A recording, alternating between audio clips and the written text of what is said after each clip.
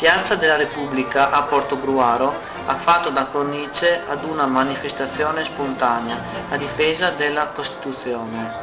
Attorno alle ore 6 del pomeriggio un furgone con le bandiere dell'Italia e quelle della pace ha fatto il suo ingresso in piazza, seguito da un gruppo di cittadini che si sono ritrovati grazie ad un passaparola che è girato su Facebook, come ha ricordato la Presidente del Consiglio Comunale Ivana Franceschinis.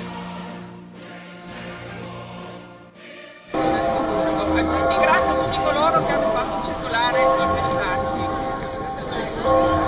Articolo 1. L'Italia è una repubblica democratica, fondata su diritti. La sovranità appartiene al popolo che la esercita nelle forme e nei limiti della Costituzione.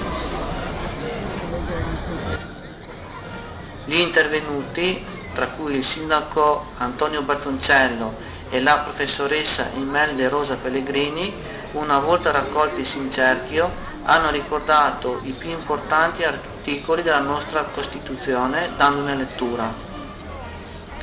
Nella stessa giornata simili manifestazioni hanno avuto luogo nella capitale, a Milano e in moltissimi altri capoluoghi di provincia, dove le bandiere dei partiti sono state tenute rigorosamente fuori per evitare strumentalizzazioni di sorta, perché la Costituzione è di tutti e deve essere protetta e difesa dai cittadini, giovani e meno giovani, sempre.